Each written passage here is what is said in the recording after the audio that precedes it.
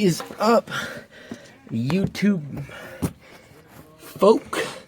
Alright, today, I'm not sure if this is going to be any entertainment for any of y'all, but today we're underneath the daily driver. Sorry if it's really dark, let me come out here.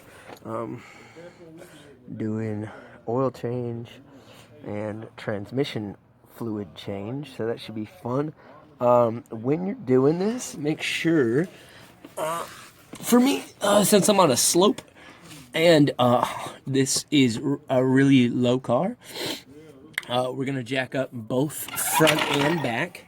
And when you're doing it, make sure you got the busted ass jack that barely works, and make sure that at least 2 of your jack stands are Harbor Freight recall jack stands, so that way it makes it real extra sketchy.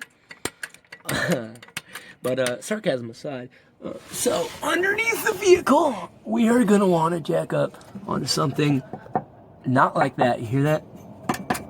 That kind of super hollow sound.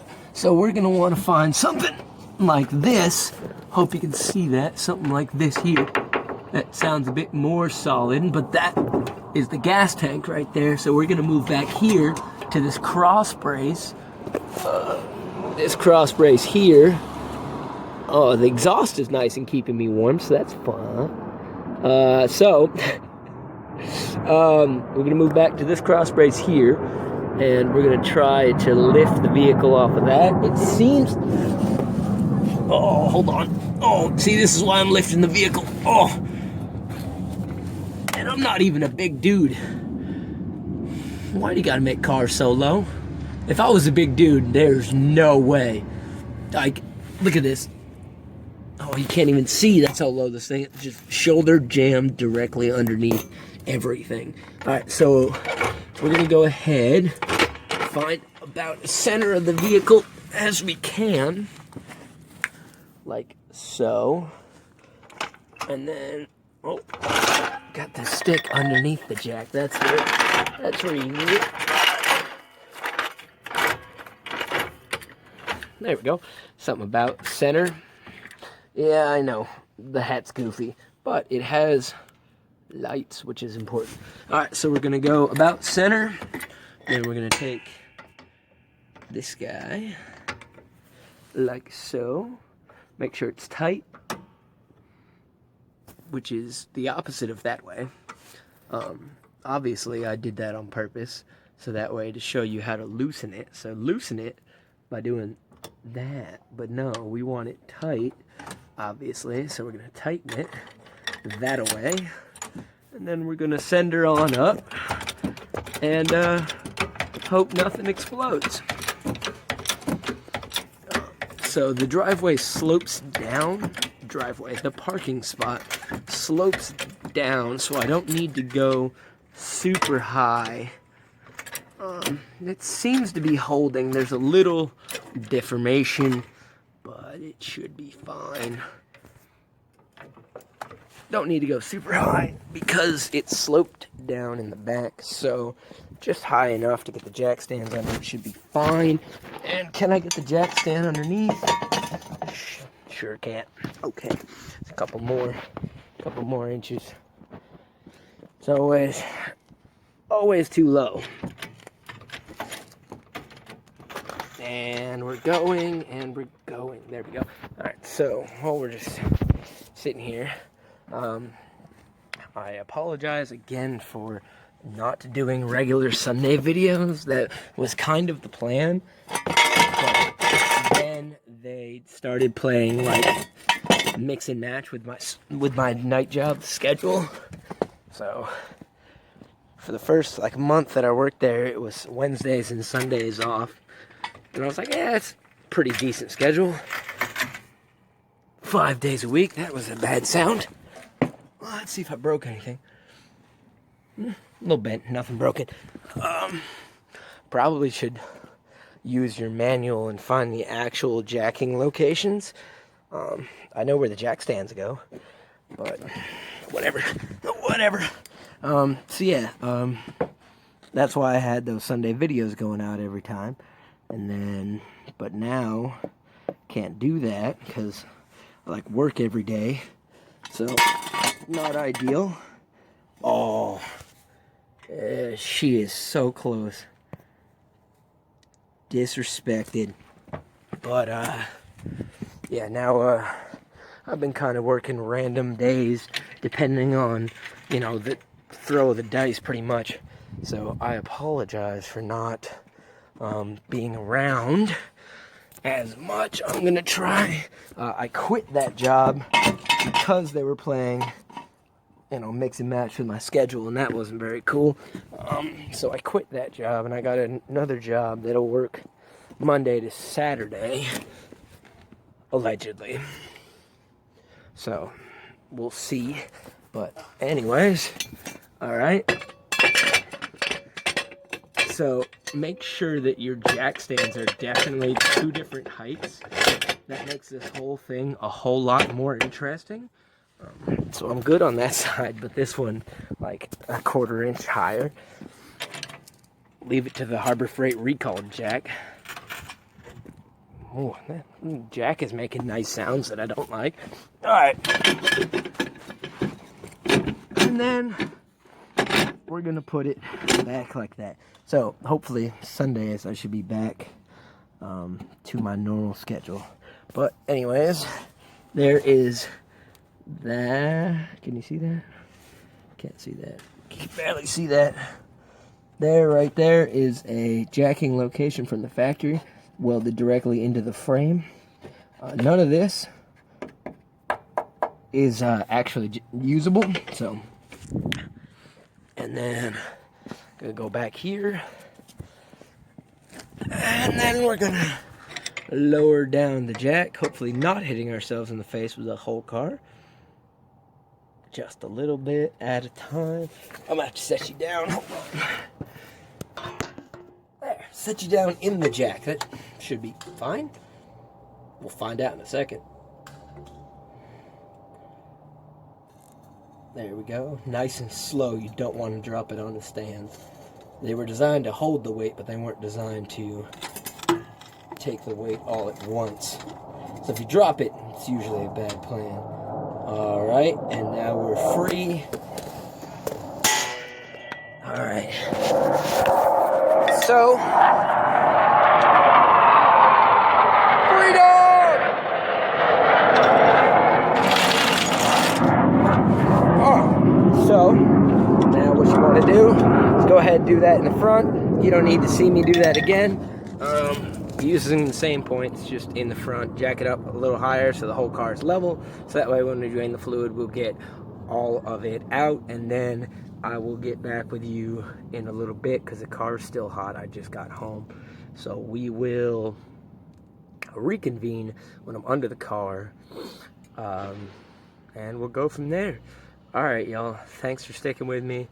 Hopefully this isn't too long. I'm already almost 9 minutes in. So hopefully this isn't too long of a video. I know nobody really has the time to sit around and watch a long video. So I'm going to fast forward as much of this as I can. And should be good. But I will get back with y'all when I am starting the actual oil change. Alright y'all. Be easy. Now, oh, got a little... Ooh. Ooh. Dirty. Alright, sorry about that. About to get under the vehicle now. Just wanted to give a quick tip.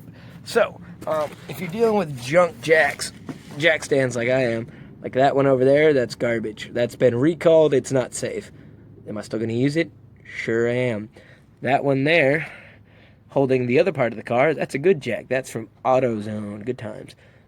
So I've got junk jack in the front, and then good jack on the other front side. And then same thing in the back, just swapped. Make sure to give your car the shake test. These things are expensive. You don't want to drop them. Also, your face. You don't want to reconfigure your face. Usually it's pretty good in its normal configuration. And you don't want to mess it up for future wives. Anyways, that drain pan is necessary. You will need breaker bar, just in case, sockets, breaker bar because mostly everything on this 200,000 mile vehicle is probably solidly frozen. Ratcheting wrenches, these are the truth.